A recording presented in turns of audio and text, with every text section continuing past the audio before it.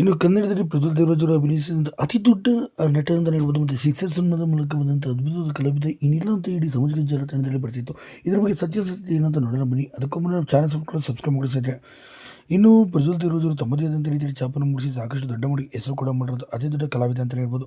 ಇನ್ನು ಇಂಥ ಅತಿ ದೊಡ್ಡ ಕಲಾವಿದರಾಗಿ ಹೆಸರು ಮಾಡಿರುವಂಥ ಪ್ರಜ್ವಲ್ ದೇವರಾಜ್ ಅವರು ಇದೀಗ ನೆನಪಾಗಿ ಮಾತ್ರ ಉಳಿದಿರುವಂಥದ್ದು. ಏಕೆಂತಂದರೆ ಚಿತ್ರರಂಗದ ಇತ್ತೀಚೆಗೆ ಕೆಲವೊಂದು ಸಿನಿಮಾಗಳಲ್ಲಿ ದೂರನೇ ಉಳಿದಿರು ಮತ್ತು ಈಗ ವೀರಂ ಸಿನಿಮಾದ ಮೂಲಕ ಬಂದಿದ್ದರು. ವೀರಂ ಸಿನಿಮಾದಲ್ಲಿ ಒಂದು ಪೋಸ್ಟರ್ ತೆಗೆದುಕೊಂಡು ಕೆಲವು ಕಿಡಿಗೇಡಿಗಳು ಸಾಮಾಜಿಕ ಜಾಲತಾಣದಲ್ಲಿ ಇವರು ಇನ್ನಿಲ್ಲ ಅಂತ ಹೇಳಿ ಸುಳ್ಳು ಸುದ್ದಿಗಳು ನಡೆಸಿದ್ದು. ಸರಿ, ಇದ್ರ ಬಗ್ಗೆ ಸಂಬಂಧಪಟ್ಟಂತೆ ಪ್ರಜ್ವಲ್ ದೇವರಾಜ್ ಅವರು ಕೂಡ ಈ ಬಗ್ಗೆ ಮಾತಾಡಿದರು.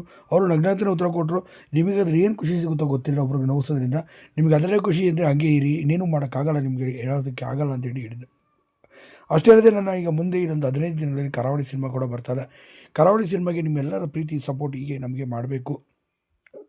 ನಿಮ್ಮೆಲ್ಲರ ಪ್ರೀತಿ ಆಶೀರ್ವಾದ ಎಲ್ಲ ನನ್ನ ಮೇಲೆ ಸದಾ ಇರಬೇಕು ಅಂತ ಪ್ರಜ್ವಲ್ ದೇವರಾಜ್ ಅವರು ಹೇಳಿದ್ದಾರೆ. ಸದ್ಯ ಪ್ರಜ್ವಲ್ ದೇವರಾಜ್ ಅವ್ರ ಮನಸ್ಸಿಗೆ ತುಂಬಾ ನೋವಾಗೋ ರೀತಿಯಲ್ಲಿ ಈ ರೀತಿ ಪೋಸ್ಟ್ಗಳನ್ನು ಮಾಡೋಕ್ಕೆ ಹೋಗ್ಬಿಡಿ. ಇದು ಸಿನಿಮಾ ರೀತಿ ಮಾತ್ರನೇ ತಗೊಳ್ಳಿ ಅಂತ ಸಹ